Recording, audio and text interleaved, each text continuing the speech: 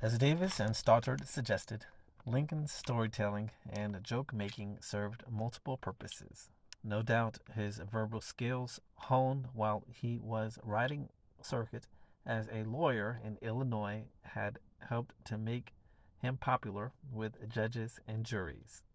His ability to tell a funny story and laugh heartily must have made him feel good, countering the other extreme of his temperament, a melancholy that often left him saddened and depressed. If his physical appearance was gawky, even off putting, his joke telling drew people to him and made him likable. Lincoln shrewdly used stories and parables in more complex ways as well. They would disarm opponents or offer an easily digestible truism in support of whatever position he was taking.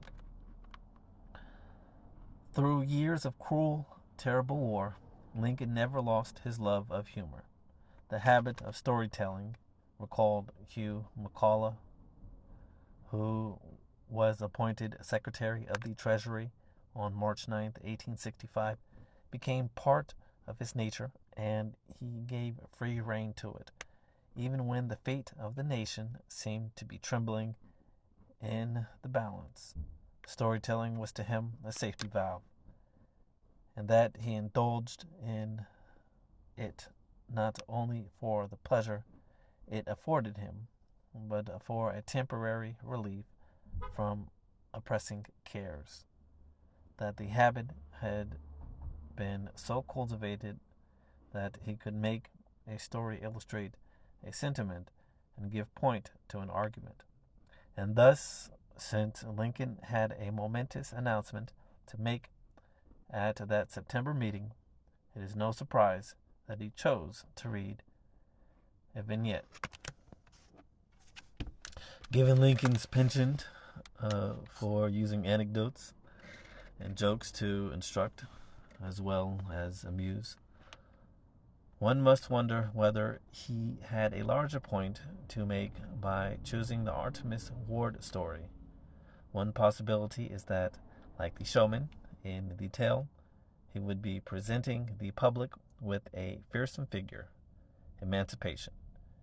He knew the proclamation would evoke a torrent of criticism from some quarters, though unlike the showman, he would have to bear the abuse without recourse to a court of law.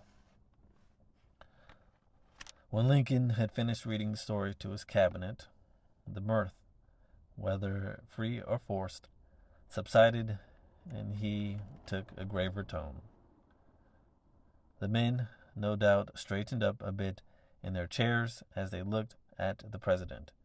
He was dressed in his familiar black frock coat, which he wore so often that, as Nathaniel Hawthorne once observed, the suit had adapted itself to the curves and angularities of his figure. Lincoln's complexion was dark and sallow. He has thick black eyebrows and an impending brow.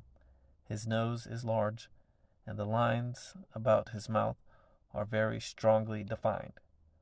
However coarse his appearance, it was all softened by his kindly eyes, which redeemed, illuminated, softened, and brightened, an expression of homely sagacity.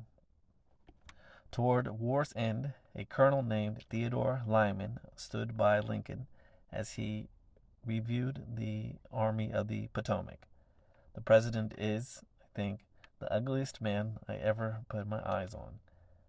There is also an expression of plebeian vulgarity in his face that is offensive. You recognize the recounter of coarse stories. On the other hand, he has the look of sense and wonderful shrewdness, while the heavy eyelids give him a mark almost of genius. He strikes me,